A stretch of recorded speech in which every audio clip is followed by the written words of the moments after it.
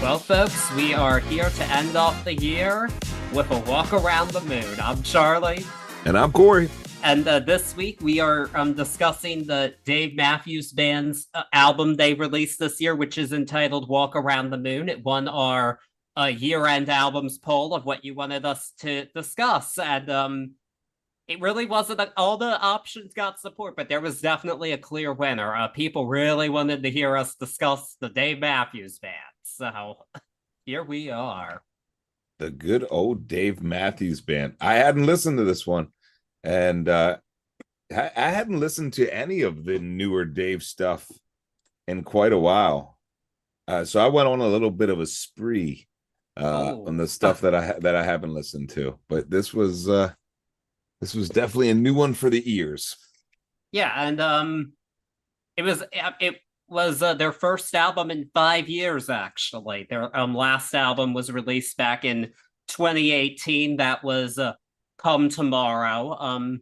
So we got this brand new one here, Walk Around the Moon. This came out back in May. And we have a friend of our podcast, Rebecca Foster, who is a Dave Matthews Band junkie. She's seen them 60 times, and 90% of what I know about the Dave Matthews Band comes from her. So she is a source of some of my information about this album. And her being the Dave Matthews aficionado that she is, she did tell me this album is a lot more mellow than any of the other ones. It's mellow, not to get too ahead of myself, but it still sounds like Dave. It is mellow. It is a mellow album in most parts, but it doesn't necessarily lose the Dave Matthews-esqueness of it, I feel like. Yeah, I mean, and so I actually went to my first ever Dave Matthews Band concert this year. I did go to their show on this tour at Merriweather Post Pavilion, and I did feel like per the set list, I didn't know many of the songs going in at all, but I have to say, even these new songs, there were 6 of the songs on this album that were part of the set list, and they didn't sound out of place at all with the more established Dave Matthews songs that were on it. Oh man, 6 out of these 12? Yes. I'd like to take guesses. I'll say we'll save that for the end, because I'd love to take guesses on these. A couple of these I definitely hear as live jammers. Picturing, seeing Dave a bunch. I definitely can see these on stage. It's good to hear though that they didn't sound out of place. No, I didn't feel that they did at all, actually. But it has been noted that this is also the shortest album that the band's ever released. It runs at 42 minutes. Because I guess in the studio form, not quite as much jamming as we would get at a live show. Well, also, they weren't all together, right? For a majority of the recording of this album, like it was done during COVID, so yes. Everybody wasn't there. Yes, it was. The work on the album did start in the summer of 2020, towards the end of it. So, yeah, still in the pandemic heights. So it was limited band members at the time. And they worked on the album for a good couple of years, but it did take time for everybody to come together again. I do know the Dave Matthews Band were pretty early to returning to touring. They came back to touring in 2021. I remember hearing that they were at Merriweather that year. Yeah, put a pin in the everybody not being together, especially for me, because I feel a lot of that in this album, and I didn't know that the first time I listened to it, but where there's spots, I just have, you can feel, or I can feel that it was just Dave writing by himself, or Dave and like a couple guys together, rather than a full band sound. We go in and out of this full band sound here, and I think a lot of that has to do with the way this was recorded. Yeah, there definitely are full band songs here, but there's also a lot of acoustic tracks, which it seems are a bit more indicative of the work he does just with Tim Reynolds, who I was happy to see on this album. That was a really awesome thing to see the personnel, him on this album. He doesn't necessarily take front center stage at any point in this album, but it's just always great to have those two together. And you hear a little bit of Tim in the background here, but he always adds something awesome, especially when those two are together. Yeah, I know you're quite a champion of those two together. I know. Uh, First Dave album I ever bought by accident because we just went in to grab a CD was Dave and Tim live at Luther College. It was like a 2 or 3 disc one, and it was game changer for me as a musician, as a guitarist, and as a listener. Such a really awesome album. Yeah, I have not heard it. It's good, man. I'm Some good sure stuff in there. I am sure it is. This is a new chapter for the band in many ways. It was their first with their new keyboardist Arthur Buddy Strong, and the first with no contributions from their violinist Boyd Tinsley, who was, it seems, a longtime member of the band. Hot tea take. It was very hard for me to listen to this and not picture where he was, like where he would be inside of the compositions.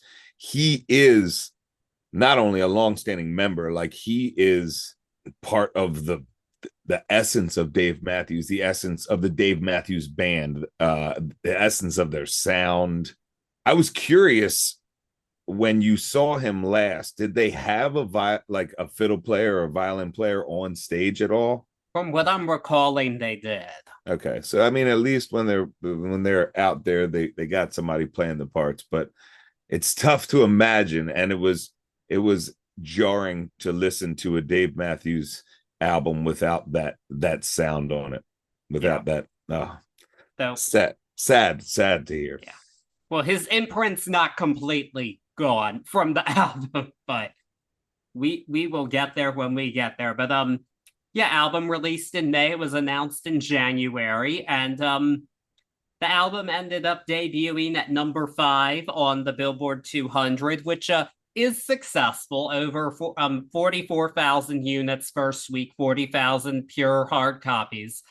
But it was their first album to miss the top spot since the Crash album in 1996. Which is insane, man. Insane. It is. I mean, I'm very bothered by the fact that people just wanted to keep streaming generic country crap from Morgan Wallen and not allow the streak to continue. But what I found during this was actually almost all of these songs had been premiered live prior to the release of the album. And when that's the case, especially with a band like Dave Matthews, which has websites tracking how many times every song is played, the DMB Almanac, it's called. They track every song, how many times it's played, post every set list. So when the fans have already heard a lot of these songs, I mean, all but one had been premiered prior to it. Yeah. So that I probably did hurt excitement for the album a little bit if people already knew the songs and had heard live versions of them. And to many, this is a live band. That's what so much of their following is based on, those performances. Definitely, but I mean, their albums kick ass. I'm going to say along their discography, it's very few and far between where I'm not like, oh my God, that was a ridiculous album. So it's tough to say. It's tough to say why the numbers were dwindling on this one.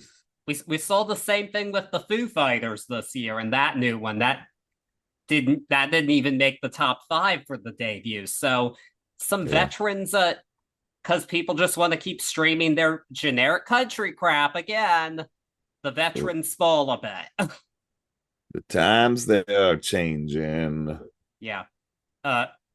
That's not favorable, but in my opinion, that we're having this kind of issue. But because that stuff, it just gets streams. It has no cultural footprint or impact. I don't think that the stuff that's topping the charts, like this Morgan Wallen song, topped the charts for 16 weeks. How many people can actually sing it for you? You think this is a Billboard #1 album? Oh, maybe we're getting a little too far Well, ahead. yeah, we're getting a bit ahead of ourselves. I think in comparison to Morgan Wallen, it is, but I just want to dunk on the guy. Okay, I hear you. I hear you. that's just a chance I can't resist. And the but yeah, that's you don't want to hear me do that all day. But I gotta do it when I get the chance because he won't be discussed on the podcast. I think it's safe to say, with his stupid triple album clogging up the charts. Clogging them up. That's ridiculous to me. But yeah, anyway, Dave Matthews. I mean, the fan base is still strong, still sold out, played a lot of shows this year. I'm sure most, if not all of them, were sold out. I know the one I went to certainly was. Yeah, I mean, people love Dave. I love Yeah. Dave. Yeah, people go back to his shows again and again. You're looking at a 30-year-old band, Yeah. They have stood the test of times, but they're gonna always be changing. Yes, and it does seem like the fan reception to this album's a bit mixed because they see it as being different for the band. But I have to give them credit for not doing the same thing over and over again. Dave even said in an interview, just talking about like the songs I wrote 30 years ago. That was from a 25 or 26-year-old. Now I'm 56 years old. I want to sing about different things now.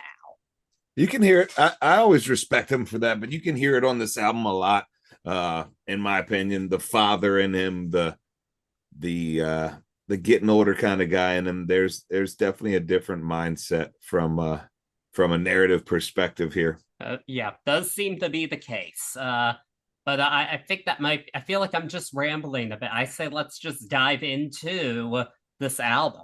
Let's get at it. Get into the 12 songs that make up Walk Around the Moon.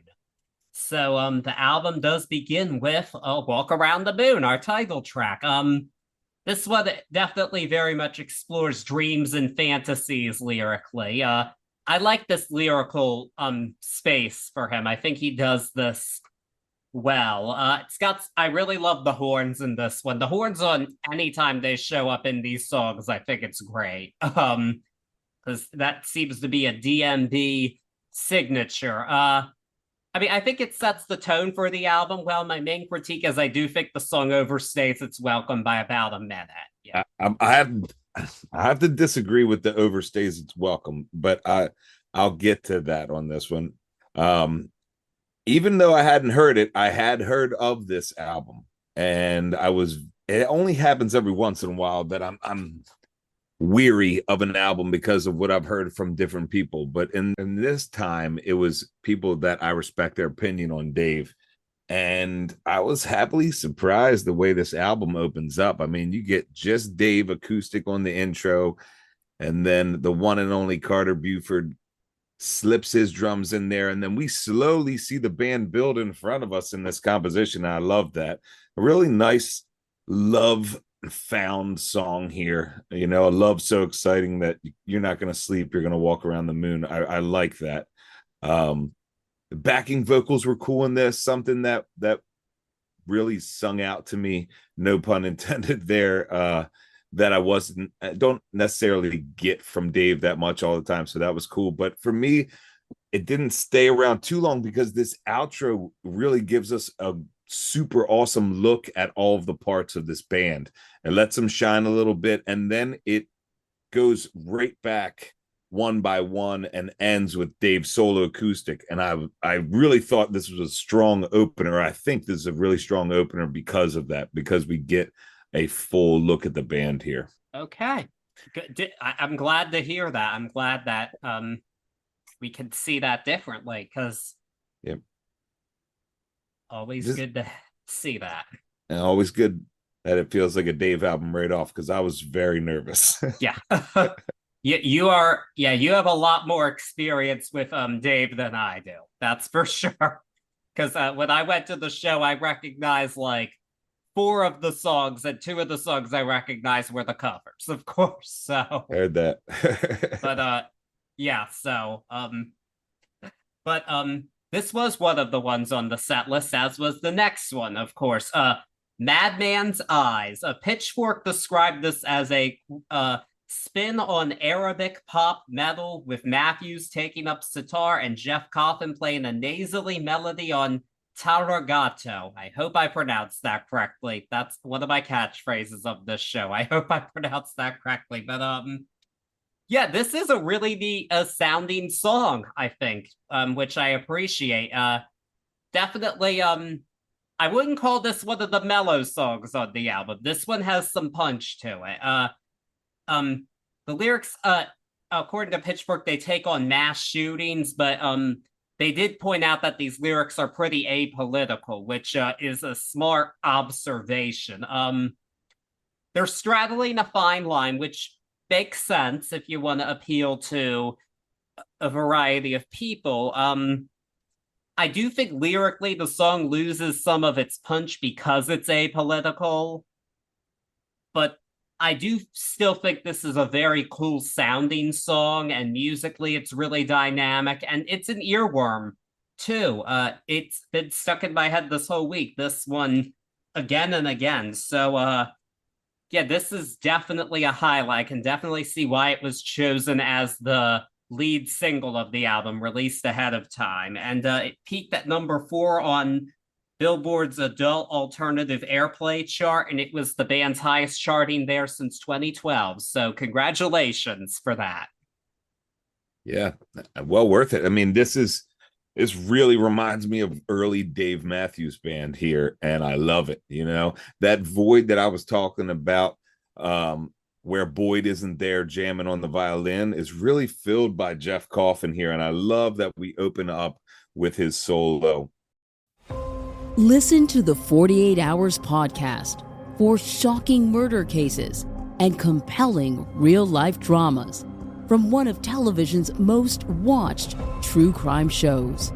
Go behind the scenes of each episode with award-winning CBS News correspondents and producers in Postmortem, a weekly deep dive. Listen to 48 Hours wherever you get your podcasts. The horns, they shine so much here in this one, and you get to hear Tim, and I mean, I'm going to say this a million times because it's a clinic every time he touches a drum, but Carter Buford in the house, they kill this, man. I rate my notes. I have definitely a live banger, and I'm glad to hear that this was played when you saw him. Was Dave playing sitar on stage? I am not recalling that at the moment. That would be super sick to see Dave rock a sitar on stage. But I love to hear stuff like this from them. And the album, in my opinion, right now is off to a stellar start and way above my expectations. Well, that's good. But let's see if we can keep it going with track number 3, Looking for a Vein. I assume this was about drugs based on the title. It seems to be open to interpretation, with fans were debating its meaning on Reddit from what I saw. But he's looking for something. That's something he's not finding here. Very much an acoustic song. It's a pretty tune. It's short and sweet, I would say. It definitely lacks the punch of the previous 2 songs, but I do think that it's smartly positioned because we are going to go into a slower run of songs, and I think it's a good way to start that off, even if I don't like it quite as much as the previous 2 tracks. I didn't even think about the drug thing, and that's wild. But yeah, I like the concept here. I thought it was a pretty straightforward concept, and maybe I'm wrong if they're debating it, but this is that mindset of an older Dave that I'm talking about here. And it also is one of the songs that maybe I'm fantasizing too much about how it went down during COVID, but this sounds to me like one that he wrote by himself, just strumming along here. But that constantly working to find, the vein as a miner's mindset, to find the diamond vein or whatever vein that's going to strike it rich for him is really, really relatable. And I love the way that he goes through and narrates this. It's a super cool concept. It's an okay song. It's definitely a better concept than a song, in my opinion. better idea than execution. Yeah. Yeah. And it doesn't, I think you're 100% right in the way it's positioned, because it doesn't stop the album at all. It's not like it takes us out, but concept over execution here for me. That's fair. That is very fair. But we're gonna keep that acoustic going with the next track, which is The Ocean and the Butterfly. This one, to me, the highlight of this song are actually the lyrics. I do really like the dreamlike poetic quality of them. Like I can just kind of see a music video for it in my head, and I love when I get that in a song. My problem with this is I just think it's way too short to really be too substantive or an album highlight. It's like it's not even 2.5 minutes. I think it's kind of just there and then it's gone. And like I like what's there, but it isn't expanded enough for me to take it to the next level. Yeah, I mean, I'm right with you. He's a storyteller, and this one, he's definitely flexing his storytelling muscles. You can see it here. It's almost like a little folk tale or a little fairy tale going on here, and I really enjoy the way that he takes us through it. But for me, I think this song really shows off in its musicality. At 2 minutes, we get this breakdown and this super playful bridge between the horns and the guitars, and I love it. I love it so much. I really think this is a beautiful song. I don't know, it's very close to the perfect length for me. It's a nice one. I dig this one. It reminds me of a playful Dave, and like I said, those storytelling muscles are flexed. I'm still at peace with this album at track 4, especially as a Dave album. All right. That is what we want to hear, but let's again see if we can keep it going with we have another ballad, but a bigger one this time, track number 5, It Could Happen, which Pitchfork described as a deceptively rich pop ballad for parents about the miracle of watching your kids grow into tiny functioning people with sweeping violins that go straight for the tear ducts. Yeah, this one for me, it's another short song. I think it's a pretty song to listen to. The problem for me is really, I think I just can't connect to this song because I'm not a parent. I think this is definitely a song that I'm not the intended audience for. And there just isn't anything about it for me that is able to get me out of that headspace. I mean, it's certainly pleasant to listen to. It's very well produced and clean sounding. It's a nice song. It's definitely one of the musically memorable ballads here. I just can't connect with it. Yes, wow, that's another concept that I missed here. For me, it almost read like a realization of fame with music and with the band, like a look back at It Could Happen. I like to think of it as from a parent standpoint, because then it fits what I was talking about of his changing mentality. I definitely will re-listen to this because of that. It's musically, it's cool. It's a melodic ballad here. I dig it. It's a softer Dave, and I'm okay with it. It's not super full of sound, but I didn't feel like it took away from the album, and really not being so full of sound, in my opinion, didn't take away from the song either. It's a cool one here. I enjoy the number 5. And now we're at, I guess, kind of the end of the first side of the album, if you're listening to it on vinyl, with track number 6, Something to Tell My Baby. This is the first of 2 songs where Dave Matthews is the only credited writer on the song. So this is very straight acoustic Dave. This song, I think it works as a palate cleanser for some of the randier songs, I guess, that we get in the second half of the album, but the song really doesn't do a ton for me beyond that. I think it's pretty forgettable musically and lyrically, and again, it's a short song too. Just Yeah, just a filler track for me. That's really all there is to it. It's definitely a soft ending to this first half of the album.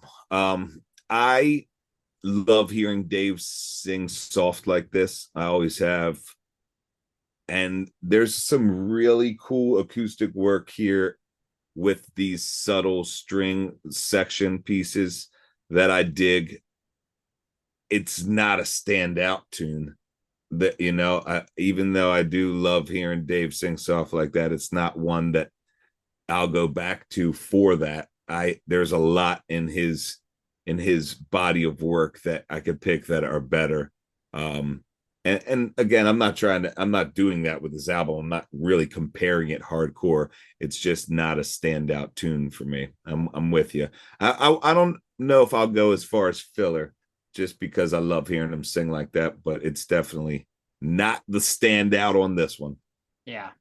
Well, he sings soft here, but he is not going to be on our next track, which is After Everything, a much funkier song we get here. I think it's welcome at this point in the album after 4 slow songs in a row. I think it's good to have something more upbeat. This is definitely, I can definitely tell they wrote this with the intention of it being a live jam, it sounds to me, and it isn't really on the album.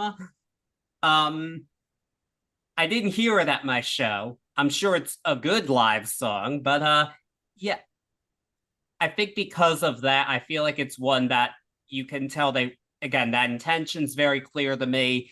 It's kind of short here. I don't think it really comes alive as much as it can here, but I am happy to hear a more up-tempo track here. Yeah, it definitely brings everybody back up as far as listeners go. I mean, if you're on the vinyl and you're flipping over and this is the first track, you're super pumped. I love the triumphant and bombastic horns right off the cut here. They really get me. But I'm with you. And the thing is, with this live mentality in here, or this live thought process, this one ends up feeling, even though I love what's here, it ends up to me feeling like an unfinished musical thought. And with the shortness of it, it adds to that. So this one, it just feels unfinished to me. I really like what's going on, but it doesn't cut it as an album track. You know what I'm saying? It's almost like a sampler of something bigger. It's a tough one. It's a tough one. I like the sound of it, but I have to be honest, it's just unfinished. Yeah, I would have to agree with that. That was the word I was looking for, unfinished. But we are going to go back to a slower song, actually, with track number 8, which is All You Wanted Was Tomorrow. But fortunately, this one is a bit more substantive, I think. It is almost 4 minutes long, but it still has some horns in it to liven it up, which I think is really helpful. But to me, this is this is the best singer-songwriter track on the album. I really like his lyrics here. It's a very relatable lament on loss, and he certainly had some of that in his life. Some of it's been publicized, certainly. And yeah, just very keen observations about everything. A lot of those great little details that the best singer-songwriters have. This one's a winner for me. Definitely my favorite ballad on the album. Yeah, this one's a winner for me too. Maybe hot tea take, maybe just me crazy, but this one really is reminiscent of Crash Into Me, an earlier Dave Matthews tune, and I love it inside of its composition. I love, just like you said, I love the way it softly flows, but it really finds a way to enjoy these horns and let them sing out. And these horns really are the star for a lot of pieces of this composition. I jam on this song. Yes, I love Crash Into Me, as if that's not their possibly most famous song. Yeah, but I mean, I don't know. He hits me. I was going back and forth, like listening to it and listening to this, going back and forth, and there's just something that they coincide some way musically, and I love it. I am sure that they do. Yeah, they kind of do. I'd have to listen to them back to back. I think too, but I'm sure you've got a point there. But I mean, yeah, Crash Into Me. Even Stevie Nicks covered Crash Into Me. So Oh yeah, I'd like yeah, to it's hear that. pretty. I like it, but then again, I like what 99.99% of her songs. So Fair enough.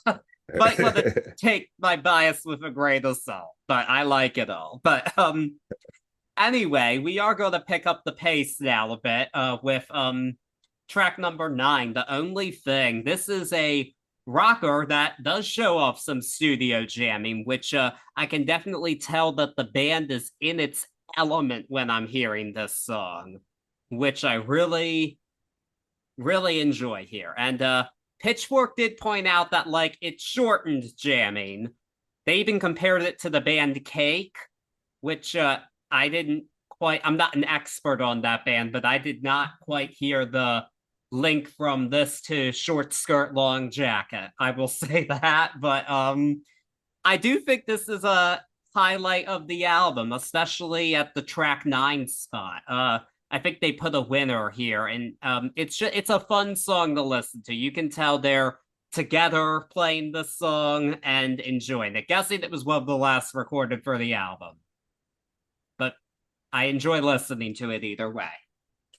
Yeah, I'm with you. It's for me, it's another run at the classic sound here, and I love that. Those keys are super cool here, and I love that. Again, I go to that void of not having the fiddle here, the violin here, and it's really neat that they're filling it with these different instrumentations, and that especially ones that are as cool as this. I love the refrain on this one. I love the way he hits so high on this. I dig it, man. This is what I like to hear when I hear Matthews, and I can see this one live. I would love to see this one live. I can see it going at it. Yeah, this one wasn't at my show, I don't think. Yeah. Just another reason to see Dave again. Yeah, I'd see him again. He's a great performer. Hell Absolutely. Yeah. But it's interesting that you mentioned the classic sound because the next song quite literally is the classic sound in some ways. Track number 10, Break Free. This song actually dates back to 2006, and it is has co-writes from both the departed Boyd Tinsley and the late Leroy Moore. So that's pretty notable, but it definitely sounds different from the other tunes here. Like even just here, there's like there's something different about this, and I think it's that again, different time period. But I'm not gonna complain because it's a strong song. It's definitely an earworm. I really enjoy having it here again, especially at this later point in the album when we could definitely be losing steam. We're not.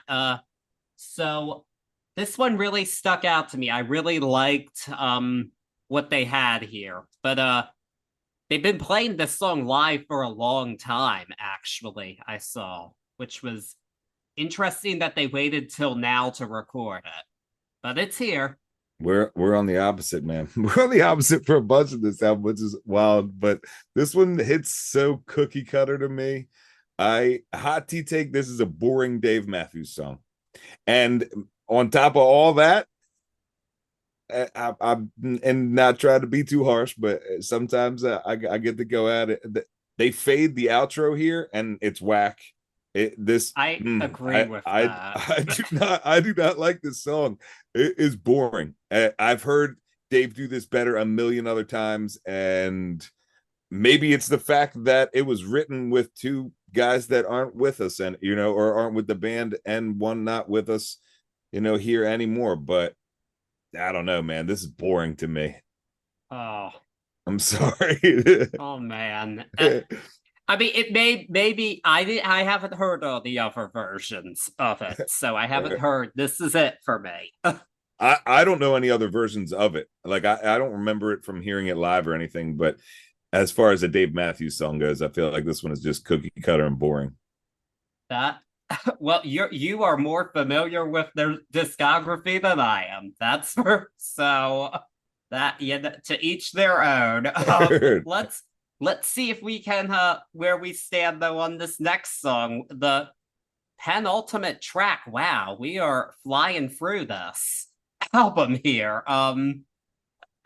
The penultimate song is Monsters. According to Pitchfork, this song is almost a decade old.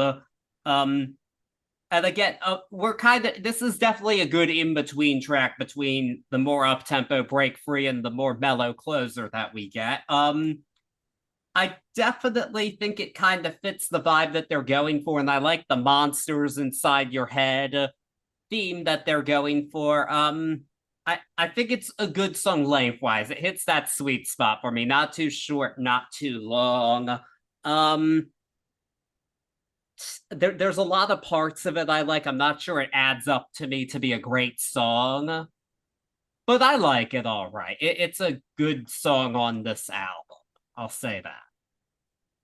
The numbers on this one and the numbers on the one before put me, I guess, in a minority, because this is one I don't get down with much either. Like, I love the eerie tones throughout the background, but this composition is not the most compelling. And I mean, to be straightforward, I'm a little bit bored with both of these songs.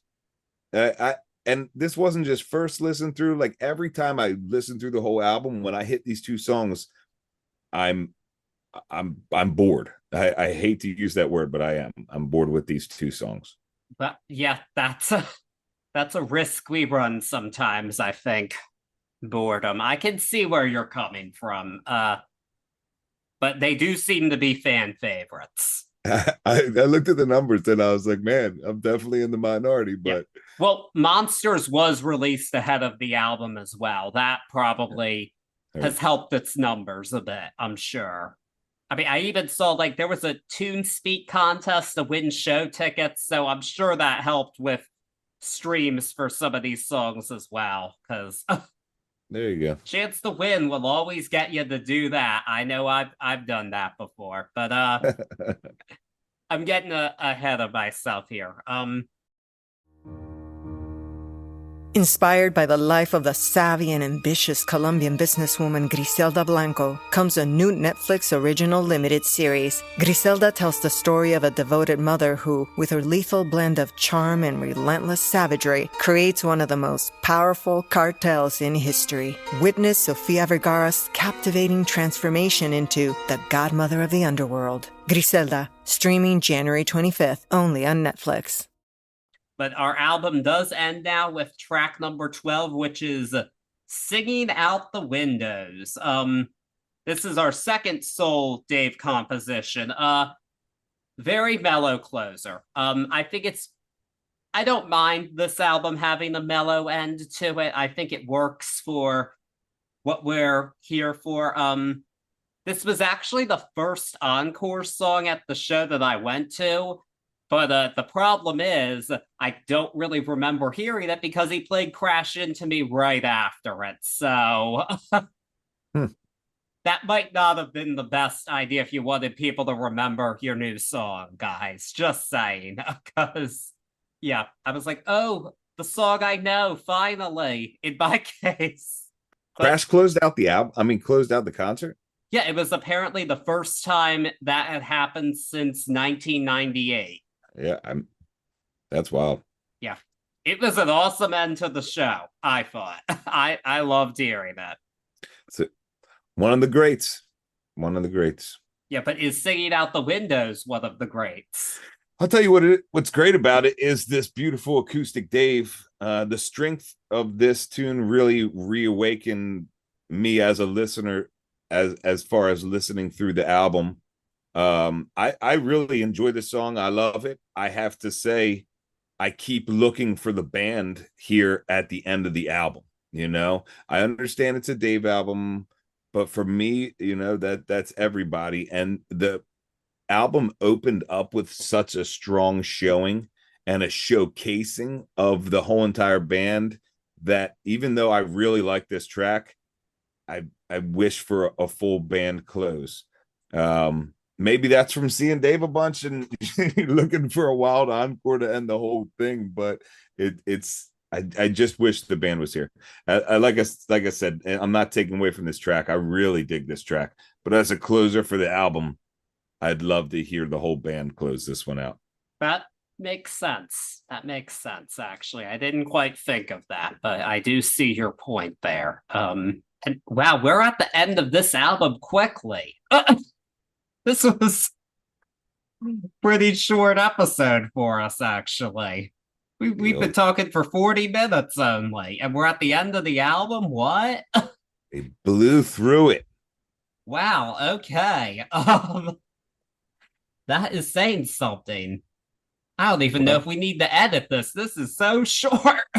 You know, we kept it short and sweet, but we kept it real. We kept it real. Yeah, we kept it real. Because talking too much, that just gets us all out of it. We don't, who has time for that? So but we kept it short and sweet for you.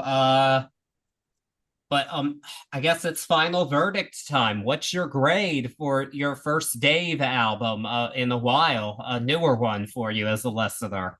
Yeah, Walk Around the Moon. Like I said earlier, you know, I really went in with a bunch of people that I respect their opinion, but a bunch of people being like, it's a tough Dave album. And it wasn't as tough as I thought it was going to be as far as a new sound or this chill sound everybody's talking about. I really heard a lot of great stuff from a band that I love. You know, was there a fiddle player going nuts? No, but I didn't miss it as much as I thought I was going to. It flows well for the first, I'll say, half of this album. But after we get to about track 8, I start to really lose focus. And like I said, you know, I get a little bored when we get around 10 or 11. There's some good music on this album, but as a whole, I'm gonna have to be at a C+ on this one. Okay. I think I'm going to go a bit lower. I think I'm just going to go for the straight C. There's a lot of good but not great here for me. It doesn't always get quite to that next level, but there is some very good stuff here. And I would say I'm a newer fan of the band, but I'm not as invested in the lore of it as many other people. So I do definitely, I'm very interested to kind of go back and hear some of the earlier albums and see how they compare to this. I'll say that after doing this dive through. It's tough to even think that, you know, I'm going to give a Dave Matthews Band album a C+. And it's not from like a purist standpoint. It's not from, you know, a hardcore in the sense of like super hardcore fan standpoint. I really judged this one on its musical merit and you know, it holding up as an album, and that's where I honestly came up with. So sorry, Dave. Sorry, Rebecca. Yeah, you know, but it's sorry me, man. It's tough saying that. It's tough saying it. The silver lining is I went back and had a love affair this past week with all types of beautiful Dave Matthews. So that was awesome.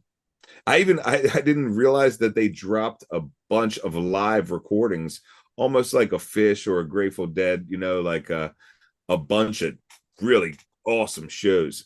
I think they dropped them in like 2015. I had no idea. So I found a lot of that too.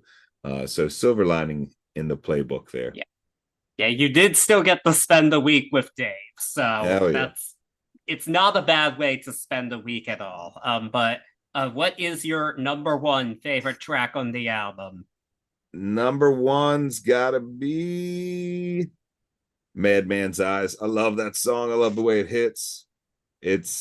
That's the most Dave Matthews sound on this album. Most Dave Matthews Band sound on this album for me, as far as like immediately it's a live banger and it takes it all the way. Yeah. My favorite is Break Free. No, just kidding. I just wanted to. It's been a while since your least favorite song's been my favorite on the album. I think that's fun when that happens. But I'm going to be boring. The best song on the album is Madman's Eyes. It's just not a contest. Yeah. It's really, not a contest. it's a really strong open to this album. Being in the second spot. It isn't a contest. Yeah. I would imagine that'll be a set list staple for the years to come. I certainly hope it is. Yeah, I hope the next time I see Dave, they're rocking that one. Yeah, most definitely. But yeah, end of 2023. Now we're at almost with this. That's so crazy. There you go. Another one in the books. Yeah, but it's been a crazy, great year for the show, though. We are so grateful for all of your continued support, but we've got a lot more coming for you in 2024. Yeah, our third year doing this, that'll be. Wow. That's wild. That's wild. Time flies. We're almost at our 100th episode. I know, it's so crazy that we are, but there is still so much to cover. That's what that's why we have an open-ended concept, so we just always have something to talk about, which I love. Heck yeah. Yeah. Heck yeah. Yeah, thank you guys for all the support this year. It's been amazing. This has been a super cool year for us. Most definitely.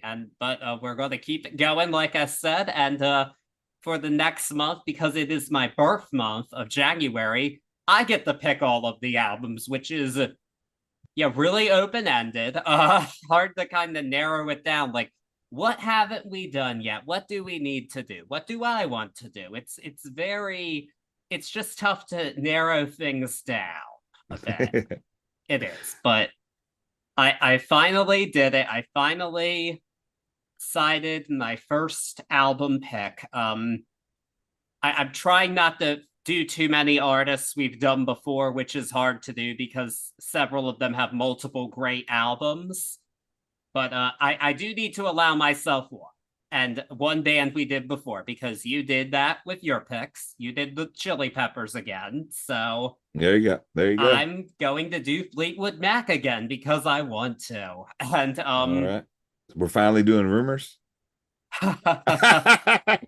No, for those who don't know, I did say before we did the podcast, we are not discussing rumors because obviously it's a classic and an A+ and the 10 out of 10. But we all know the backstory. We all know about the breakups and all that stuff. No, we are not. But there is a very good question of what comes after rumors. And that, my friends, is a little album that's not so little. It's called Tusk. It is Fleetwood Mac's 1979 double album follow-up to Rumors. Yeah, man. So I absolutely cannot wait to do this. I'm kind of surprised we haven't already. We just hasn't really fit into what we've had to do yet, but I'm really excited to discuss this album. It's often compared to the Beatles' White Album because we're getting such variety from the three main songwriters of Fleetwood Mac, much like we did with the White Album. So yeah. I'm really... Yeah, I can't wait. I'm always excited to discuss Fleetwood Mac because it's my favorite band of all time. But this is definitely the studio album of theirs I've most wanted to discuss on the show, and I'm really excited to do so. Yeah, man. Start 2024 off with a bang. Yes, Tusk is definitely a bang.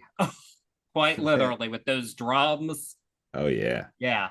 But before you do that, stay tuned for all our updates by following us on Facebook and Instagram at Turntables and Tea Podcast on Facebook and Instagram, Turntables Tea on Twitter or X or whatever you want to call it.